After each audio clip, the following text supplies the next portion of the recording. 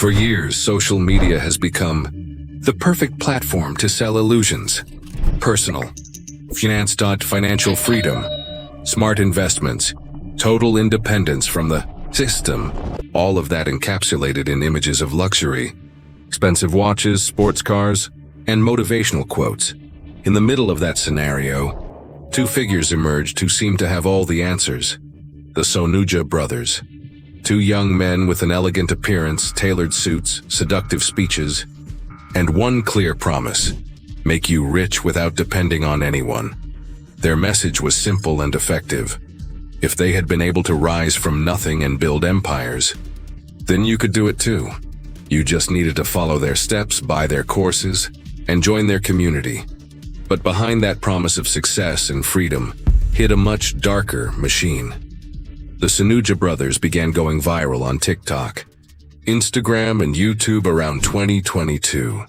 Their videos showcased a life of excess, private jets, luxury watches, Lamborghinis, and bold claims about the financial system.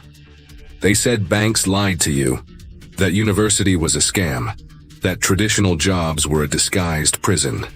Instead, they offered a faster path, online courses, mentorship programs, and access to their private channels where they supposedly revealed the secrets the financial elite didn't want you to know. Their networks grew at explosive speed. In just a few months, they already had millions of followers and a community willing to pay to hear what they had to say. One of their most well-known programs was the Money School, where for a monthly subscription they promised to teach you everything, from how to create passive income to how to escape the traditional banking system. They promised to teach you how to invest, how to start businesses, how to escape the rat race. Their strategies were presented as revolutionary, though many were recycled from classic self-help finance books like Rich Dad, Poor Dad. The difference was in the way they sold it, with charisma, luxury, and an image of absolute success. Everything was carefully edited, professional cameras, panoramic views, short, punchy quotes made to be shared and go viral. It didn't matter if the ideas were vague or repetitive. The packaging was what counted. The problem began when several users started reporting that what was promised did not match reality. People who had enrolled in their programs noticed that the content was superficial, without structure, without real substance. Repeated recordings, materials that could be found for free on the internet, and promises of personalized mentorship that never came. Some publicly claimed that the brothers never even appeared in the internal forums. Everything was run by untrained moderators, and any attempt to ask for refunds was ignored or blocked. Criticism started multiplying on forums like Reddit and in videos by creators specialized in exposing financial scams. As that happened, the brothers intensified their speech. They accused critics of poor thinking, of not understanding the winning mindset. They said attacks were part of a system designed to keep the masses asleep. Every time someone accused them of fraud, they responded with more images of luxury, more phrases about financial freedom, more messages saying that only mediocre people complain. Their narrative was shielded with arrogance. If it didn't work for you, it was because you weren't doing it right. But pressure began to escalate when some media outlets started digging into who they really were. An investigative report from an independent channel revealed that one of the brothers had a background of failed business activities in Spain, including the abrupt closure of a digital academy for lack of licenses. Another outlet showed documents linking their company to pyramid scheme practices, affiliates who had to pay to enter, and then recruit others to recover their investment. The courses weren't the business. The business was bringing more people into the system. In the promotional videos, none of that was mentioned. Everything was presented as exclusive access to knowledge that only the rich controlled. But in reality, it looked like a cycle where the last ones always lost. As more testimonies came to light, some ex-collaborators began speaking out in leaked interviews. They claimed that the whole operation was based on creating illusion, that the cars were rented just for filming, that The houses shown didn't belong to them, that they used stock footage to fake investments. Even the supposed bank transfers of large sums were falsified with animations. Everything was appearance. Everything was part of the show. There were no real investments, no financial freedom, just smoke, packaged as economic salvation. Meanwhile, the brothers kept earning thousands of euros a month. The complaints grew, but so did their reach. Every controversy seemed to give them more visibility. It was part of a vicious cycle. The outrage also became promotion, but the first cracks began to appear. Some platforms started removing their ads. Several banks blocked the accounts from which they processed payments. And little by little, some of their most loyal followers began to doubt. What once was unconditional admiration began to turn into suspicion. The narrative no longer seemed so solid. The responses to criticism were increasingly generic. The videos became repetitive, and the figures they once proudly boasted about were no longer mentioned. There was no proof of results, no verifiable success stories, just recycled phrases and a digital presence that grew increasingly defensive. The Sonuja brothers, who had promised freedom and unlimited wealth, were now facing the possibility of something they had never contemplated: that their empire could collapse from the very place it was built. The internet. Cracks widened when several YouTubers dedicated to exposing financial scams began focusing exclusively on their case. Within weeks, full analyses appeared, comparing their promises with their real results, and reactions from dozens of ex-clients publicly showing what they had received for their money. Poorly structured PDFs, improvised videos, classes without technical content, and access to closed groups where chaos and disorganization reigned. Many of those testimonies were backed by screenshots, emails, payment receipts, and recordings. The success narrative the brothers had built began to collapse under the weight of its own emptiness. On platforms like Trustpilot, negative reviews started to pile up. Some were devastating. Clients who had lost hundreds of euros waiting for mentorships that never came. Young people who had taken loans to pay for premium packages, convinced they would enter an exclusive circle of opportunities. Instead, what they found was abandonment, silence, or automated responses. Customer service was non-existent, and the supposed benefits, such as access to private investments, live events, and legal advice, never materialized. The only responses they received were empty promises or direct blocks. As criticism increased, the brothers tried to stand firm. They doubled down on their social media presence, posting more actively than ever. Daily stories, aggressive reels, provocative live streams. They used increasingly polarized language. You were either with them or against them. They repeated that they were being attacked by mediocre people.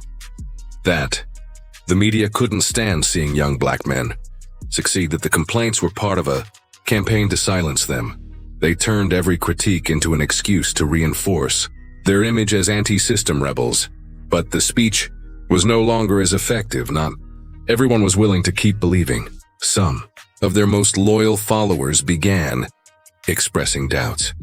In forums and private channels, people spoke of copy-pasted responses, of content recycled from other courses without proper credit, of numbers that simply didn't add up. In an attempt to recover credibility, the Sonuja brothers began showing student results. But those videos were also scrutinized. Several of the faces shown had previously been used as stock models. Other testimonies were vague, without full names, locations, or real evidence. On social media, everything began to smell like a setup. Financial authorities in several countries began receiving formal complaints. In Spain, a consumer association issued an alert for possible digital fraud. In Mexico and Argentina, some users claimed to have been scammed through affiliate links connected to accounts managed outside their country. Transfers were made through little-known gateways, without contracts or guarantees, and in case of complaints, buyers had to go through multiple intermediaries, only to end up without any response. There was no technical support, no identifiable responsible parties, just a digital luxury facade now full of legal voids. As mainstream media began covering the case, the brothers' image became harder and harder to sustain. You're still this young kid, right? Well, let me take you back to what happened to me. So I was here in Dubai, living the life, really. I was with a whole new friend group. A whole new life opened up to me. Literally every day felt as if it was a dream. Right here in this beautiful country, UAE, Dubai. In a televised interview, one of them was confronted live with testimonies from affected people. His reaction was defensive, accusing everyone of envy, claiming that if someone didn't get results, it was because they hadn't applied what they learned. There were no apologies, no explanations, just empty phrases and an evasive attitude. The interview went viral on TikTok, but this time not as a victory for their brand, but as the symbol of a scam that had spun out of control. At the same time, other creators began comparing the Sonuja case to other recent digital frauds, placing them alongside schemes like I Am Academy, Airbit Club, or Generación Zoe. Projects that also began promising financial freedom, but collapsed under fraud and money laundering investigations. The structure was always the same: mass recruitment, impossible promises, psychological pressure to invest, lack of real product, emotional manipulation, and always a charismatic figure at the center, selling absolute security with a smile. Some ex-collaborators of the Sonujas, who had initially defended them, began giving interviews on specialized channels. Several admitted that inside the team, it was known the product lacked quality, but commissions were so high that no one dared to question it. Others revealed there was an internal policy to attack anyone who spoke badly about the project, that scripted responses were taught to shut down criticism, and that they were even trained in how to handle complaints using emotional manipulation tactics. Nothing was accidental, everything was designed to maintain control. The situation became unsustainable when several platforms started restricting their content. Some of their social media profiles were mass-reported and lost visibility. The advertising campaigns they relied on to recruit new students stopped appearing, and revenues, according to leaked internal reports, began to fall rapidly. What was once a constant stream of new students turned into cancellations, complaints, and legal threats. The speeches, the charisma, the images of luxury no longer sufficed to cover reality. Still, the brothers resisted giving in. They recorded new videos with even more defiant tones, talking about internal cleansing, about supposed restructuring, about everything being part of a bigger plan. But no one seemed to listen with the same attention anymore. Views dropped, comments filled with complaints, and the few defenders left became more aggressive, more isolated. The digital empire of the Sonuja brothers, built on the promise of quick, easy financial freedom, wavered. Under the pressure of their own followers, it was no longer an external attack. It was an implosion from within. What once seemed like an inspiring success story ended up as one of the clearest examples of how a carefully crafted narrative can collapse under public scrutiny. The Sonuja brothers, who for years sold the idea that anyone could be financially free if they just thought like them, were now at the center of a media storm they could not control.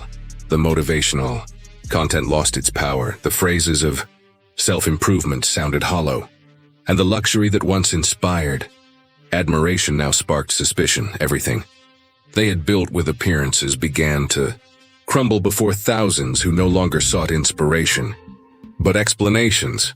Complaints also came from abroad. Users in Colombia, Chile, and the US began sharing their experiences, all pointing to the same things: broken promises, unjustified charges, recycled content, and non-existent customer support. The complaints crossed languages and borders. Some ex-clients organized in online communities to gather evidence. They shared recordings, digitally signed contracts, messages promising personalized mentorships in exchange for additional payments that never materialized. Patterns of psychological manipulation were also identified, creating urgency, generating a sense of scarcity, pressuring to pay quickly before enrollment closed, sales tactics disguised as financial help.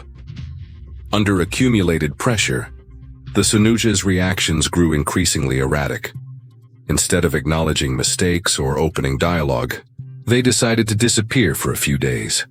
No new content, no live streams, no responses to messages. During that silence, several of their websites went offline. Affiliate links showed errors. Private groups began to empty. It was a partial but significant blackout. It seemed like they were retreating, waiting for the storm to pass. But on the internet, silence only feeds more doubts. When they reappeared, they did so with a message that left many confused. They claimed they were victims of a sabotage campaign orchestrated by powerful groups that didn't want ordinary people to access financial knowledge. They avoided referring to specific complaints, didn't mention harmed clients, offered no answers about unpaid refunds. They simply repeated the same message in different words, that if you didn't trust them, you were choosing to be poor. The strategy of us versus the system no longer worked. By then, even the most loyal began questioning whether there really was a system persecuting the Sonujas, or if they were simply being caught up in their own lies. Specialized media outlets tried to interview the brothers, but all requests were rejected. The few new videos they posted were edited more basically, without the ostentatious production of before. No more luxury cars, no spectacular backgrounds, no close-ups of watches. The carefully crafted image from years past slowly unraveled. Their social media stats confirmed it. Fewer views, fewer interactions, less reach, but more importantly, less credibility. Because once an audience loses faith, no motivational phrase can bring it back. Legally, there was still no firm criminal action against them, but several consumer associations continued pressing. Talks of potential class action lawsuits circulated. Some lawyers specialized in digital fraud analyzed the case as a textbook example of false advertising and unjust enrichment. And, although the brothers weren't in prison nor convicted, they were already paying the highest price: the collapse of their reputation. Their name, which once opened doors at events and conferences, was now associated with manipulation, false promises, and empty strategies. In parallel, their case began to be studied in educational channels as a clear example of how persuasion works in digital environments, how a personal brand is built through symbols of status, how a closed community reinforces its beliefs, and how worthless products can be sold if wrapped in the right narrative. For many, the Sonujas were not common criminals. They were the product of an era where appearance matters more than content, where social media allows rapid scaling without accountability, and where success can be nothing but a well-staged performance.